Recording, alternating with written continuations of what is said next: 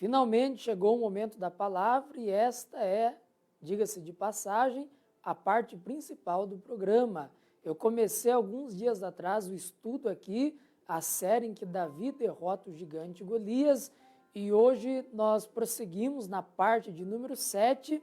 Eu vou ler aqui 1 Samuel, do capítulo 17, do verso 23 ao 27, e em seguida eu vou pontuar pelo menos 3 lições aqui que me vêm ao coração para abençoar a sua vida.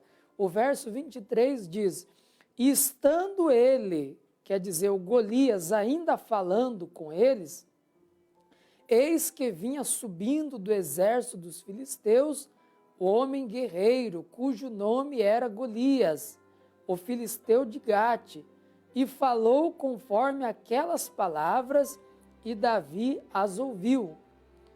Porém, todos os homens de Israel, vendo aquele homem, fugiam de diante dele, e temiam grandemente, e diziam os homens de Israel: viste aquele homem que subiu, pois subiu para afrontar Israel. Há de ser, pois, que ao homem que ferir o rei o enriquecerá de grandes riquezas, e lhe dará a sua filha, e fará isenta de impostos a casa de seu pai em Israel. Então falou Davi aos homens que estavam com ele, dizendo: que farão aquele homem que ferir a este filisteu e tirar a afronta de sobre Israel?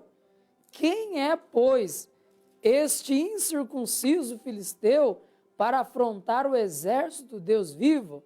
E o povo lhe tornou a falar conforme aquela palavra, dizendo: assim farão ao homem que o ferir.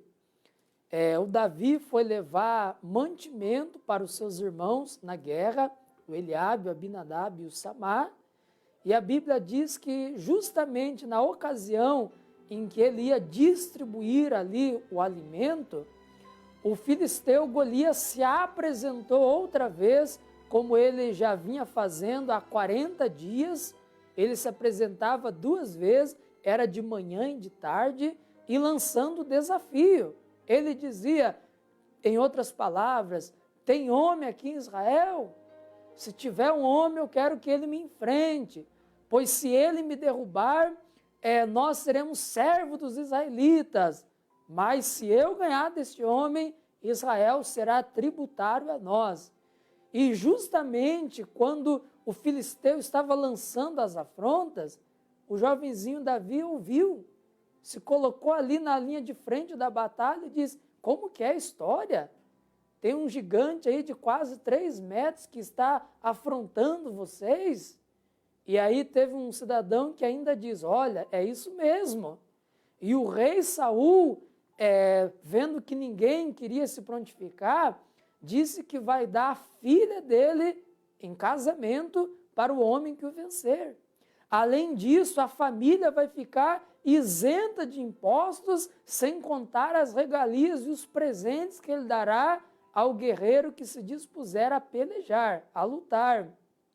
E a Bíblia diz que o Davi, interessado em toda aquela conversa, ele se dispôs.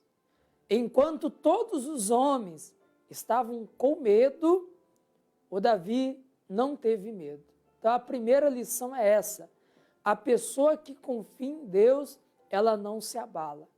Por maior que seja a afronta do inimigo, aquilo que ela vê, aquilo que ela ouve, ela não se esmorece, ela não se entrega. É o que diz o Salmo 125. Os que confiam no Senhor, eles são como os montes de Sião, como o monte de Sião, que não se abala, mas permanece para sempre. Assim como estão os montes ao redor de Jerusalém, é o Senhor em volta do seu povo.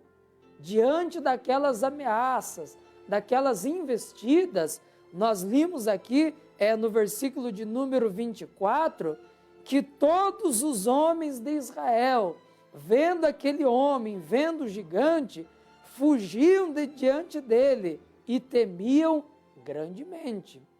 Qual é a afronta do inimigo que está vindo contra você, contra o seu casamento, contra a sua saúde, contra as suas finanças, ou você ouviu ali um burburinho na onde você trabalha, de que o patrão vai despedir as pessoas e mandar elas embora? Se você confia que foi Deus que colocou você ali naquela empresa, você não vai temer.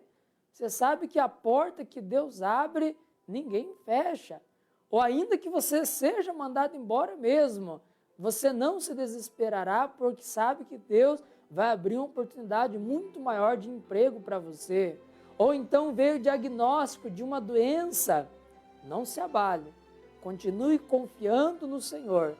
Todo Israel temeu diante de Golias, mas Davi não, porque ele de fato e de verdade confiava no Senhor.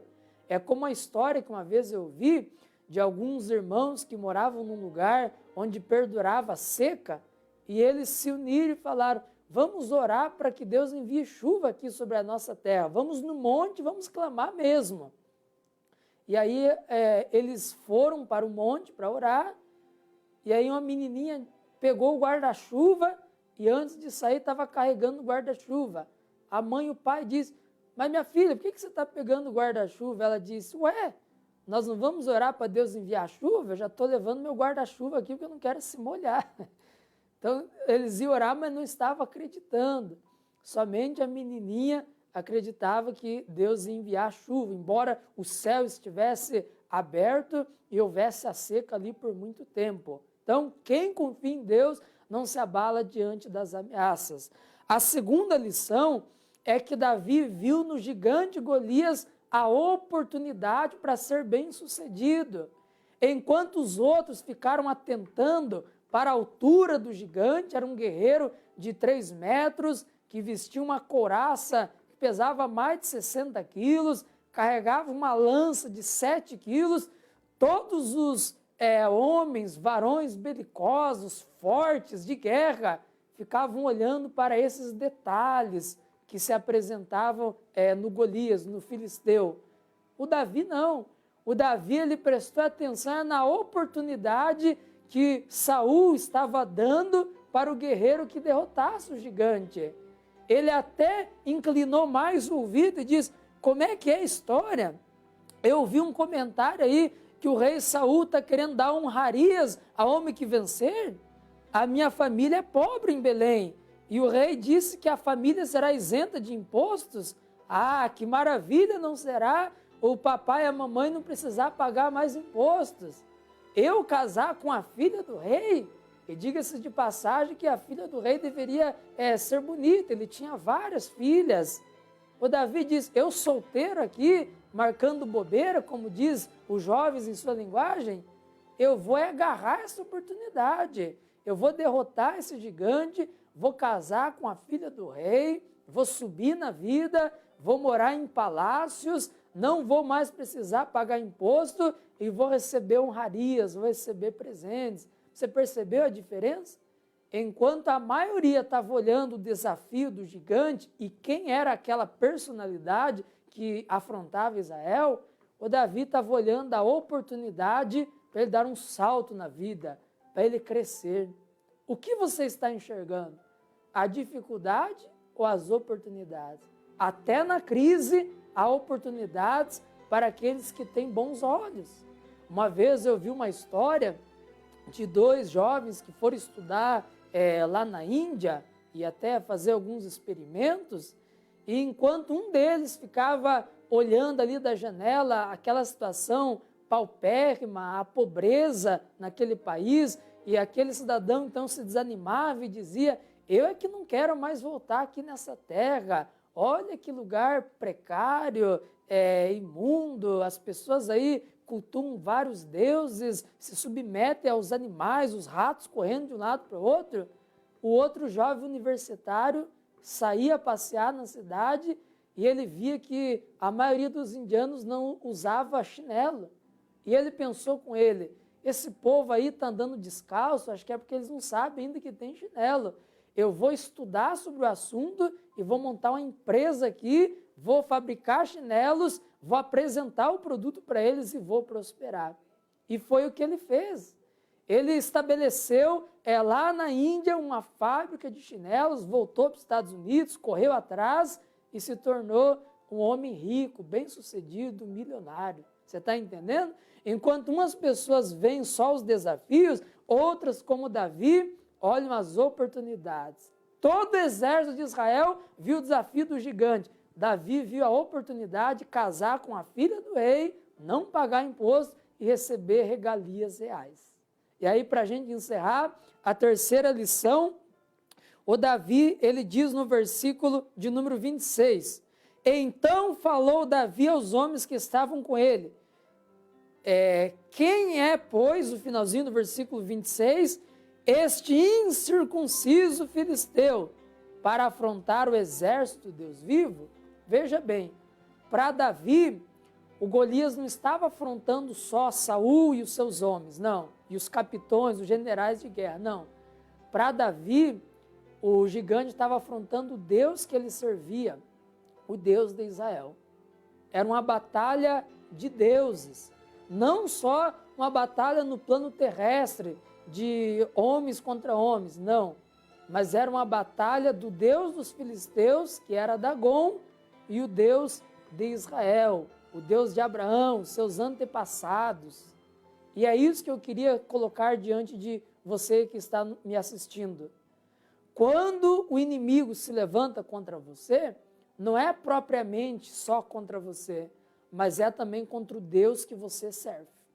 Os nossos inimigos não são só nossos inimigos, mas são inimigos de Jesus a quem nós servimos. Então, ai daqueles que se levantam contra nós.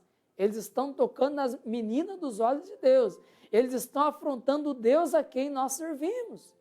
Foi o que Jesus disse para Saulo antes dele se converter, lá em Atos capítulo 9.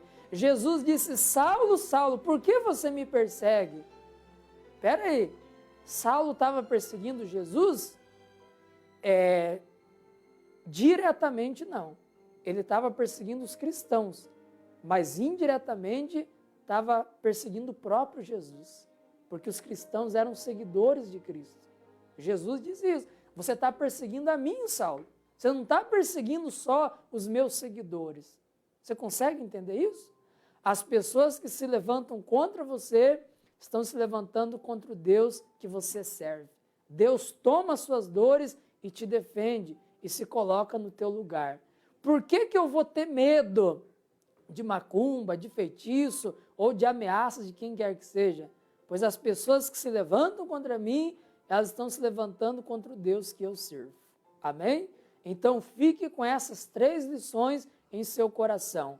Primeiro, quem confia não se abala. Segundo, não fique olhando o gigante, mas as oportunidades que nele você tem de ser bem sucedido. E por último, quem afronta você, afronta o Deus que você serve.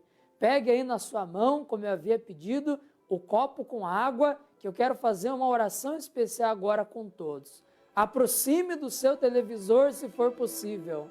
Pai querido e Pai amado, no nome de Jesus, eu coloco diante de Ti milhares de pessoas que estão nos assistindo em Curitiba e região metropolitana e aquelas que posteriormente acompanharão através das mídias sociais. E eu te peço, coloque em cada gota, em cada molécula dessa água, a virtude para curar os doentes, para libertar os oprimidos. E eu sei que há pessoas que estão sendo afrontadas pelo gigante das dívidas, pelo gigante do medo, pelo gigante, ó Pai, do adultério, pelo gigante do divórcio, gente que está sendo afrontado pelo gigante da doença, do desemprego. Essa afronta não veio só contra essa pessoa, mas veio também contra o Senhor que ela serve, e eu creio que o Senhor está tomando as dores dessa pessoa agora, e onde quer que haja uma operação, uma afronta do maligno, ela cessa agora. Eu digo, espíritos opressores, vocês estão se levantando para cair, é por um caminho que vocês vêm contra nós, mas é por 7, que vocês recuam, confundidos e envergonhados, na autoridade que há no nome de Jesus, em pleno exercício do meu ministério, eu digo que saia agora toda doença, saia toda perturbação, toda miséria, toda amarração, todo medo, toda vergonha, fora dessa vida, desse lar, dessa casa, em nome de Jesus. E você que crê, diga amém. Graças a Deus. Aleluia! Eu peço que você beba agora das águas com fé.